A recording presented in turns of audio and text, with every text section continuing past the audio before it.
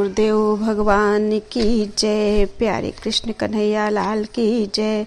श्री रामचरितमानस अयोध्या कांड 281वें दोहे से। एहि विधि सकल मनोरथ करहीं, बचन सप्रेम सुनत मन हरहीं। सिय मातु तेहि समय पठाई, दासी देखि सुअवसरु आई। इस प्रकार सब मनोरथ कर रहे हैं। उनके प्रेम युक्त वचन सुनते ही सुनने वालों के मनों को हर लेते हैं। उसी समय सीता जी की माता सुनैना जी की भेजी हुई दासियां कौशल्या जी आदि के मिलने का सुंदर अवसर देखकर आई। सावकाश सुनि सब सिय सासु, आयौ जनक राज रनिवासु। कौशल्या सादर सन्मानी, आसन दिए समय असम जानी। समय सम आनी। उनसे यह सुनकर कि सीता की सब सासुएं इस समय फुर्सत में हैं। जनक राज का रनिवास उनसे मिलने आया। कौशल्या जी ने आदर पूर्वक उनका सम्मान किया और समयोचित आसन लाकर दिए। शील स्नेह सकल दुह ओरा, द्रवहि देखि सुनि कुलिस कठोरा। पुलक शिथिल तन बारि विलोचन, महि नख लिखन लगी सब सोचन। दोनों ओर सबके शील और प्रेम को देखकर और सुनकर कठोर वज्र भी पिघल जाते हैं। शरीर पुलकित और शिथिल है और नेत्रों में शोक और प्रेम के आंसू हैं। सब अपने पैरों के नखों से जमीन कुरेदने और सोचने लगे। सब सिय राम प्रीति किसी मूरत, जनु करुणा बहु बेश विशूरति। सिय मातु कहे विधि बुद्धि बाकी, जो पय फेनु फोर पविटा की। सभी सीताराम जी के प्रेम की मूर्ति सी है, मानो स्वयं करुणा ही बहुत से वेश धारण करके विसूर रही हो, अर्थात दुख कर रही हो। सीता जी की माता सुनैना जी ने कहा, विधाता की बुद्धि बड़ी टेढ़ी है, जो दूध के फेन जैसी कोमल वस्तु को वज्र की टाँकी से फोड़ रहा है, अर्थात जो अत्यंत कोमल निर्दोष है और उन पर विपत्ति ढहा रहा है। सुनिए सुधा देखी हैं गरल सब कर, सुनिए सुधा देखी हैं गरल, सब कर तूति कराल। जहाँ तहाँ काक उलूक बक, मानस सकृत मराल। अमृत केवल सुनने में आता है और विष जहाँ तहाँ प्रत्यक्ष देखे जाते हैं। विधाता की सभी करतूतें भयंकर हैं। जहाँ तहाँ कौवे उल्लू और बगुले ही दिखाई देते हैं। हंस तो एक मान सरोवर में ही है। सुनि सचोच कह दे विश्वमित्रा, विधि गति बड़ी विपरीत विचित्रा। जो सृजि पालई हरई बहोरी, बाल के लिसम विधि मति भोरी। यह सुनकर देवी सुमित्रा जी शोक के साथ कहने लगी, विधाता की चाल बड़ी ही विपरीत और विचित्र है, जो सृष्टि को उत्पन्न करके पालता है और फिर नष्ट कर डालता है। विधाता की बुद्धि बालकों के खेल के समान भोली है, अर्थात विवेक शून्य है। कौशल्या कहे दोषु न काहू, करम विवश दुख सुख क्षति लाहू। कठिन कर्म गति जान विधाता, जो शुभ अशुभ सकल फल दाता। कौशल्या जी ने कहा, किसी का दोष नहीं है।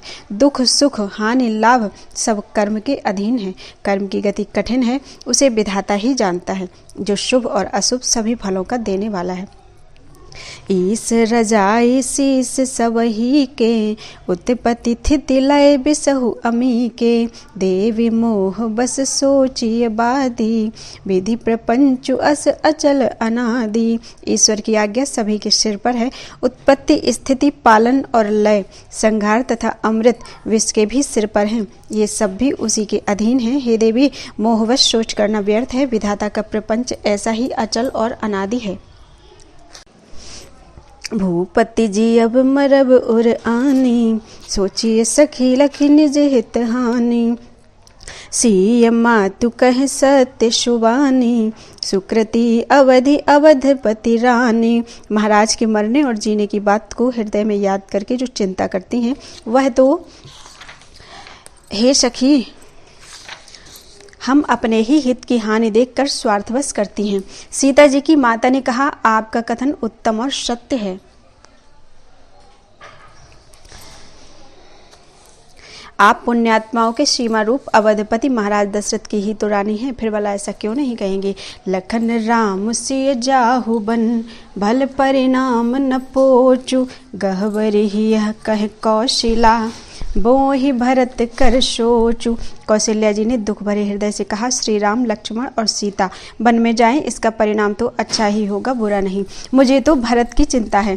ईस प्रसाद आशीष तुम्हारी, सुत सुत बधु देव शरीबारी, राम शपथ में कीन्ह न काऊ, सो करी कहूँ सखी सती भाऊ। ईश्वर के अनुग्रह और आपके आशीर्वाद से मेरे चारों पुत्र और चारों बहुएं गंगा जी के जल के समान पवित्र हैं। हे सखी, मैंने कभी श्री राम की सौगंध नहीं की, सो आज श्री राम की शपथ करके सत्य भाव से कहती हूँ। भरत शील गुण विनय बड़ाई, भायप भगति भरोस भलाई, कहत सार दहु कर मति हीचे, सागर सीप के जाहि उलीचे। भरत के शील गुण नम्रता बड़प्पन भाईपन भक्ति भरोसे और अच्छेपन का वर्णन करने में सरस्वती जी की बुद्धि भी हिचकती है। सीप से कहीं समुद्र उलीचे जा सकते हैं। जानू सदा भरत कुल दीपा, बार बार मोहि कहु महीपा, कसे कनक मन पार खिपाए, पुरुष पर खिहाई समय सुभाए। मैं भरत को सदा कुल का दीपक जानती हूँ। महाराज ने भी बार बार मुझे यही कहा था। सोना कसौटी पर कसे जाने पर और रत्न पारखी यानी जौहरी के मिलने पर ही पहचाना जाता है। वैसे ही पुरुष की परीक्षा समय पड़ने पर उसके स्वभाव से ही उसका चरित्र देखकर हो जाती है। अनुचित आज कहब असमोरा, शोक स्नेह सयानप थोरा, सुनि सुर सरि सम पावनि बानी, भई स्नेह बिकल सब रानी। किंतु आज मेरा ऐसा कहना भी अनुचित है। शोक और स्नेह में सयानापन कम हो जाता है। लोग कहेंगे कि मैं स्नेह बस भरत की बड़ाई कर रही हूँ। कौशल्या जी की गंगा जी के समान पवित्र करने वाली वाणी सुनकर सब रानियां स्नेह के मारे बिकल हो उठी। कौशल्या कह धीर धरी, सुनहु देवी मिथिलेसी, को विवेक निधि बल्लभहि, तुम ही सकई उपदेसी। कौशल्या जी ने फिर धीरज धरकर कहा, हे देवी मिथिलेश्वरी सुनिए, ज्ञान के भंडार से जनक जी की प्रिया आपको कौन उपदेश दे सकता है। रानी राय सन अवसर पाई, अपनी भांति कहब समुझाई, रखे हैं लखन भरत गव नहीं बन, जो यह मत माने महीप मन। हे रानी, मौका पाकर आप राजा को अपनी ओर से जहाँ तक हो सके समझाकर कहिएगा कि लक्ष्मण को घर रख लिया जाए और भरत वन को जाए। यदि यह राय राजा के मन में जच जाए तो भल जतनु करब सुविचारी, मोरे सोचु भरत कर भारी, गूढ़ स्नेह भरत मन माही, रहे नीक मोहि लागत नाही। तो भली भांति खूब विचार कर ऐसा यत्न करें। मुझे भरत का अत्यधिक सोच है। भरत के मन में गूढ़ प्रेम है। उनके घर रहने में मुझे भलाई नहीं जान पड़ती। यह डर लगता है कि उनके प्राणों को कोई भय न हो जाए। लखि सुभाऊ सुनि सरल सुवानी, सब भई मगन करुण रस रानी, नभ प्रसून झरि धन्य धन्य धुनि, शिथिल स्नेह सिद्ध जोगी मुनि। कौशल्या जी का स्वभाव देखकर और उनकी सरल और उत्तम वाणी को सुनकर सब रानियां करुण रस में निमग्न हो गईं। आकाश से पुष्प वर्षा की झड़ी लग गई और धन्य धन्य की ध्वनि होने लगी। सिद्ध योगी और मुनि स्नेह से शिथिल हो गए। सब रनि बासु बिथकि लखि रहेऊ, तब धरि धीर सुमित्रा कहेऊ, देवी दंड जुग जामिनी बीती, राम मातु सुनि उठी सप्रीति। सारा रनिवास देखकर थकित रह गया, निस्तब्ध रह गया। तब सुमित्रा जी ने धीरज धर के कहा कि हे देवी, जो घड़ी रात बीत गई है यह सुनकर 2 घड़ी रात बीत गई है, यह सुनकर श्री राम जी की माता कौशल्या जी प्रेम पूर्वक उठी। बेगी पाँव थारिये थलय, बेगी पाँव धारिये थलहि, कह स्नेह सती भाई, हमरे तो अब ईस गति, कै मिथिलेश सहाय। और प्रेम सहित सद्भाव से बोली, अब आप शीघ्र डेरे को पधारिए, हमारे तो अब ईश्वर ही गति है, अथवा मिथिलेश्वर जनक जी ही सहायक हैं। लखी स्नेह सुनि बचन विनीता, जनक प्रिया गह पाए पुनीता। देवी उचित असी विनय तुम्हारी, दशरथ घर ने राम महतारी।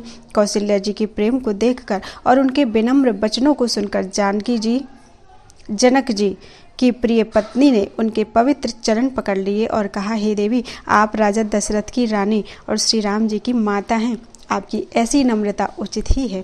प्रभु अपने नीचहु आदरहि, अग्नि धूम गिर सिर तनु धरहि। सेवक राउ करम मन बानी, सदा सहाय महेश भवानी। प्रभु अपने नीच जनों का भी आदर करते हैं।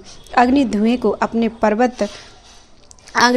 को और पर्वत घास को अपने सिर पर धारण करते हैं। हमारे राजा तो कर्म मन और वाणी से आपके सेवक हैं और सदा सहायक तो श्री महादेव जी पार्वती जी ही हैं। रऊ रे अंग जोग जग को है, दीप सहाय के दिन कर सो है। राम जाई बनु कर सुर काजू, अचल अवधपुर करे हैं राजू। आपका सहायक होने योग्य जगत में कौन है? दीपक सूर्य की सहायता करने जाकर कहीं शोभा पा सकता है? श्री रामचंद्र जी वन में जाकर देवताओं का कार्य करके अवधपुरी में अचल राज्य करेंगे। अमर नाग नर राम बाबू, सुख बसे हैं अपने अपने थल। यह सब जाग बलिक कही राखा, देवी न होई मुधा मुनि भाखा। देवता, नाग और मनुष्य सब श्री रामचंद्र जी की भुजाओं के बल पर अपने अपने स्थानों में बसेंगे, सुखपूर्वक बसेंगे। यह सब याज्ञवल्क्य मुनि ने पहले से ही कह दिया है। अर्थात हे देवी, मुनि का कथन व्यर्थ नहीं हो सकता। अस कही पग परि प्रेम अति, सिय हित विनय सुनाई। सिय समेत सिय मात तब, चली सुआय सुपाई। ऐसा कहकर बड़े प्रेम से पैरों पड़कर सीता जी को साथ भेजने के लिए विनती करके और सुंदर आज्ञा पाकर तब सीता जी समेत सीता जी की माता डेरे को चली। बोलो वृंदावन बिहारी लाल की जय, श्यावर रामचंद्र की जय, गुरुदेव भगवान की जय, अपने गुरु माता पिता की जय।